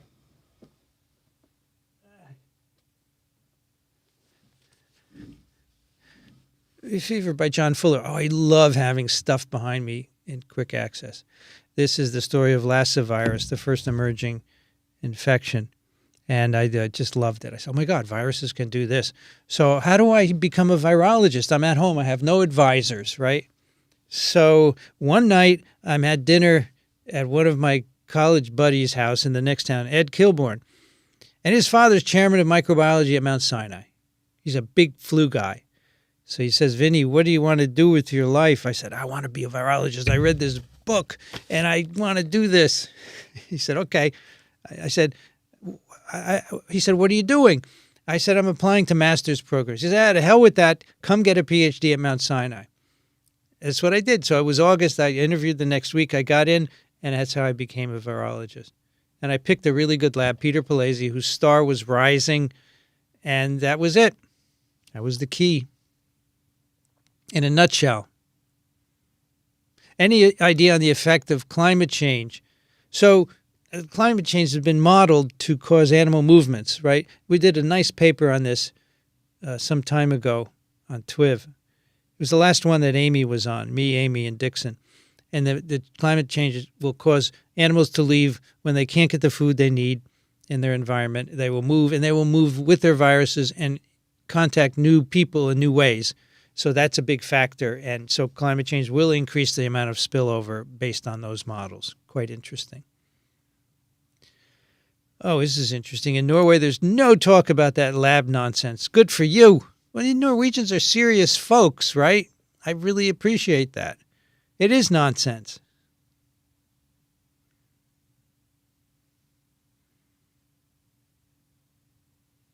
New Zealand reports the lab leak theory is part of the political spat between the China and the U.S. It very well may be. Yeah.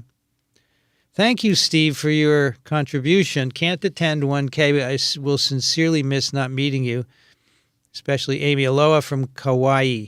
Yeah. Thank you so much and appreciate it. Maybe we can meet you one day. Are there any viruses specific to armadillos or some known to be transmissible to mammals? Armadillos certainly have their own viruses. I'm not aware of any of them being transmissible to humans, but with increased contact, right, it could happen. So, a lot of mammals are moving. Well, yeah, this is the problem with bioweapons. They turn around and bite you in the butt. Yep. You have to be really careful unless you have an antidote, right? I do think that biosafety 4 labs should be in more remote areas. Yeah, but then you can't get people to go work there, right? Nobody wants to live in remote areas. So what do you do? I don't know. We have 280 viewers. We went below 300. Oh, my gosh. I guess people are not liking what I'm saying here. People espousing lab leak in 2023 are actively avoiding data. I can have sympathy for having the thoughts on 2020, but now with all we have learned, and there's more probably, I would assume. Okie dokie. I live in Berkeley, and they wouldn't put a nuclear plant there. No, of course not. They probably wouldn't have put a BSL-3. You're not allowed to put a BSL-4 in New York City. It's it's totally verboten. Why did I stop blogging? I just didn't have the time any longer. I stopped a couple of years ago, I think. I was very proud that I would do a blog every Thursday, but there was just too much else. Microbe TV grew. We got the incubator, and I would like to resume. Yes, I'd like to resume, and perhaps after the course is over, I can think about that. But I do want to make a bunch of videos and standalone videos. I have a lot of plans for things that I want to do. So I started an MS at microbiology 1.5 years ago at University of Florida after reading fever. Good for you. They still mention Condit. You bet. You bet.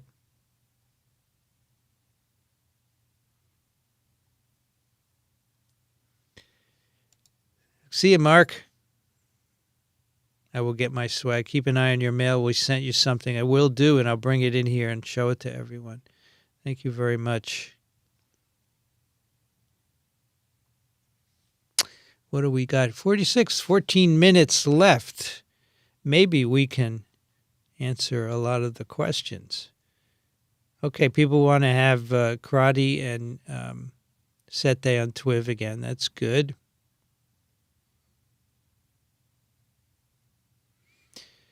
Oh, I don't know the answer to this question here. Oh, wait, it just jumped all over the place. Wow. I don't know why this is. Here we go. Are you familiar with phage immunoprecipitation sequencing? You feel it's capable of providing an accurate next-gen sequencing-like readout of autoantibodies? I don't know. I have to look it up. I'm sorry. I've heard of it. So it is P. Now it's disappeared.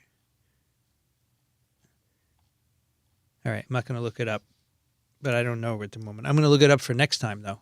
Absolutely, for sure. The chat is moving so quickly, I can't keep up with it here.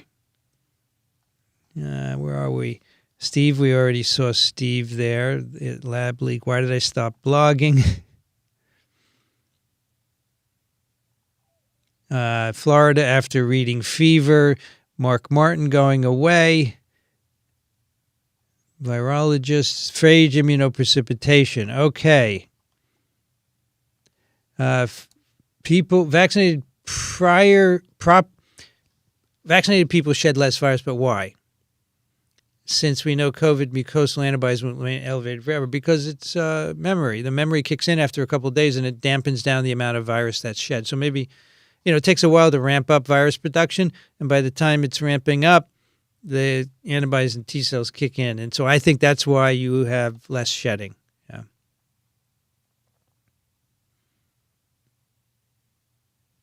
HIV changes rapidly. This may be the problem with my suggestion of a vaccine that prevents disease after reactivation. Yeah, that could very well be.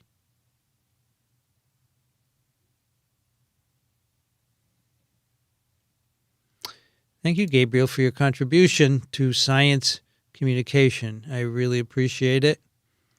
John wants Puscast to be called something more inviting.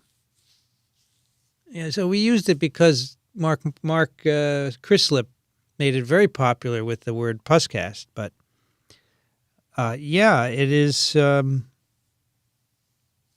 It's not doing as well as I thought it would. I don't know why. It's going back up over 300 shortly. I'm just obsessed with that, right? It's terrible.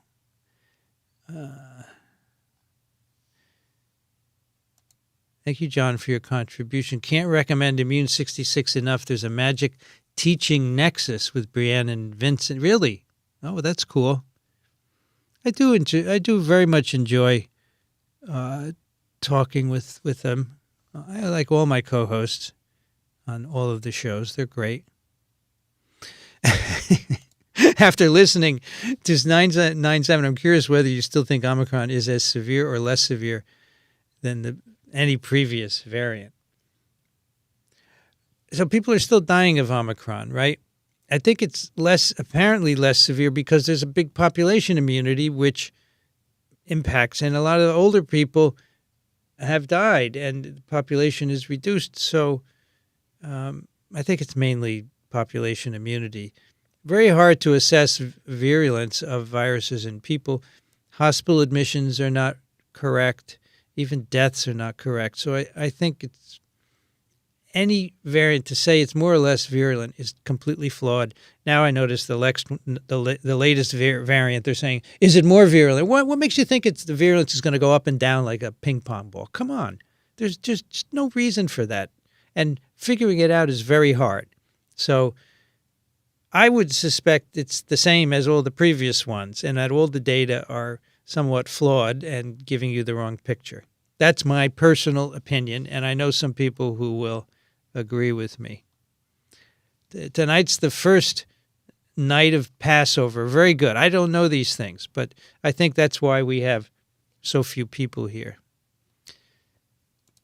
Yes, Catherine Jansen would be very interesting. I'm not sure I could get her, though. This is very, very, very busy.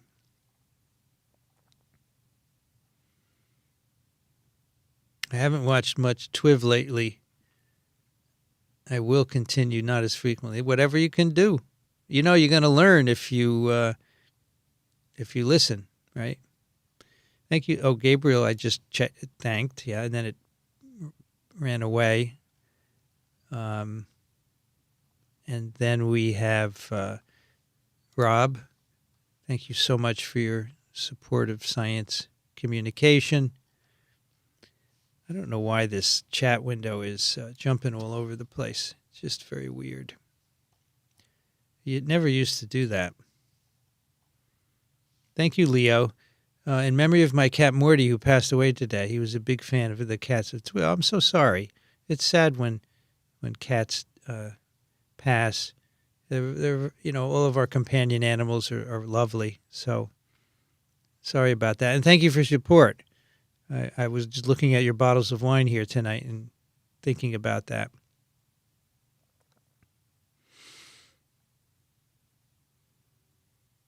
Sorry I didn't make that clear. I was a collection of essays from Microbe TV from each person. Oh, that would be interesting. Yeah, that would be cool from each person to write in their area. Yeah. If I get a boost and then have an infection, will the infection be fought by the existing antibodies, or will the virus of the new infection be used to select the best antibodies? It depends how similar the virus you get infected with is to the antigens in the vaccine. If there's very similar, you will get a boost of the memory B cells that have already been made. But if it's really different, you're going to get new B cells activated and making antibodies.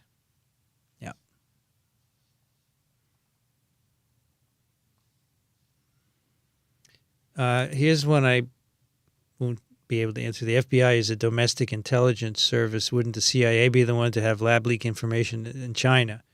Yeah, I would guess so too. I don't know. I can't understand these agency issues. Yes, I've heard about the physics girl. Right. Yes, and I believe that Daniel is trying to help out. Peter, thanks for your contribution in memory of Morty and the cats of TWIV. Very good.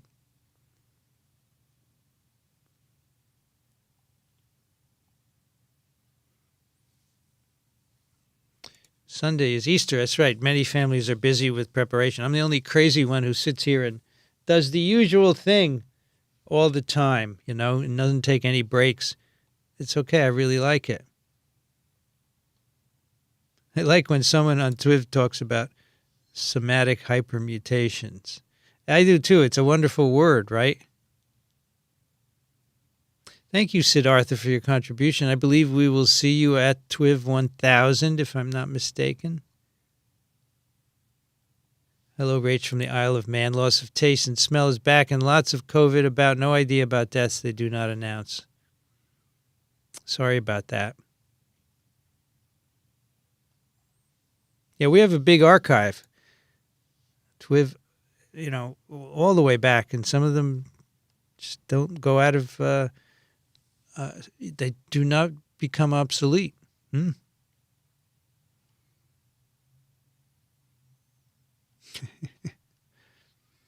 Are there any new data regarding efficacy of Paxlovid in clinical trials for long COVID? Yeah, Daniel has done a couple of papers last week. I think like a 40%-ish decrease in long COVID after Paxlovid, but go to last week's clinical update from Daniel. He's got the papers there.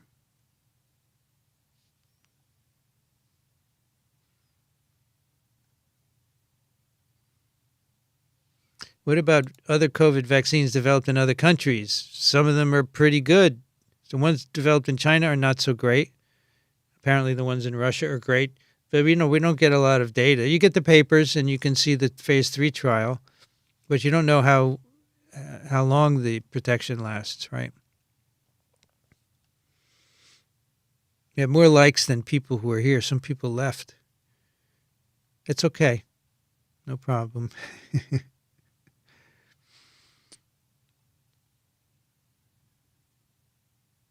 It's the bad weather in the Midwest. Oh, they're preventing people from joining. Okay, no problem. We'll see you next week. Yeah, Ryan Hall had over 150,000 watching his weather live stream about severe weather and tornado developments. I will never get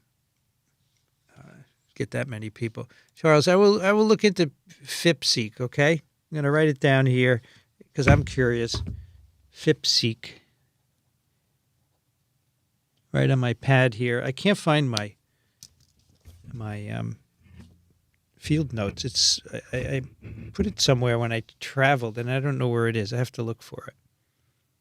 Yeah, talk some nonsense, and I will get a lot of followers. He made 1.3 million pounds last year. Oh my gosh! Well, I'd put it all into microbe TV. That's for sure. Oh my gosh, that's a lot of money for spewing mostly nonsense. Isn't that sad, folks, that he made so much money? How's the coverage in Africa and India? You mean vaccine coverage? In Africa, it's abysmal. But in India, they've done like 900 million people have been vaccinated, more than any other country. And their goal is 1 billion. And they're going to hit it. It's really remarkable. Really, really remarkable. Oh, yeah, I use the Neutrophil mug for my tea here. Yep.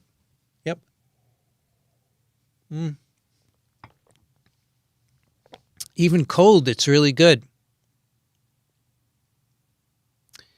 All right, I'm about to wrap up here. Thank you, Jose, for your contribution. Long live Vincent. I hope so. Here's a summary. Sinovac is very safe and kind of effective, and Sputnik is kind of safe and very effective. What a good summary. I like it. Maybe a microbe TV with each person on a different mug. Yeah, we could do that. That's a good idea. Let me write that down, too. So mugs, microbe TV mugs with each host and a quote. Yeah, that's something I could put an intern on, right? Go research that. Is it possible for a flu pandemic to be as bad as 1918? Well, that's one that people apparently were not exposed to. Sure, it could be, but I think it's unlikely. I think medical interventions would make it much less lethal than 1918. COVID was not as bad as that, right? So I think it's unlikely. Yeah, so armadillos have leprosy. That's right. They can carry leprosy, or they do. But viruses, I'm sure they have as well. Yeah. Hey, Ghana, nice to have you here tonight. Thank you very much. Maybe a first. Daniel goes to Ghana now and then. You think this channel is not easy to find, and most people are not academic types. Better to have 300 captivated people that are learning. I just want to reach more people because I think people need to hear my message. Did you hear the epidemiologist, complain the other day that we have a a serious epidemic of misinformation, and none of the doctors are informing people. What the hell does he think we're doing? He totally ignores the 1,000+ hours of COVID coverage that we've done. So, Asante, I want more people to hear us. And maybe not on the live stream. That's fine. And I don't think I'm a typical academic, but you could tell me if I'm wrong. I mean, a lot of my colleagues don't do anything near what I do. They would never be caught dead doing a live stream, and they wouldn't do podcasts. So in terms of microbiology, life sciences, I'm not a typical academic. But I get what you're saying. I don't think my channel looks like an academic channel, but maybe it doesn't. I should change the wording. I don't know. All right, let's see. That seems to be it for tonight. We've answered the questions. We have acknowledged everybody's contributions. I want to thank our lovely moderators for being here tonight. We had Steph, we had Les, we had PDK, we had Andrew, we had Vanity Nutrition, we had, did I say Steph? And Tom. We did not have Barb UK and Frank tonight. Those were the two that were missing. Thank you so much for being here tonight. And thank you, everyone, for coming. You know, every time I do these alone, I say, am I going to be able to chat for 2 hours and answer questions? And it's never an issue. So I guess I should have more confidence. But, you know, you always worry about things ahead of time. Thank you all for coming. I'll be back next week again, most likely on my own. I hope to get Daniel on one of these office hours very soon, but I don't, maybe he'll do it next week because he's not doing a clinical update. I'll ask him. That would be cool. But until then, everybody, thanks for coming. Thanks for your support of Microbe TV. And please, everyone, be safe. Good night, everybody. Bye-bye.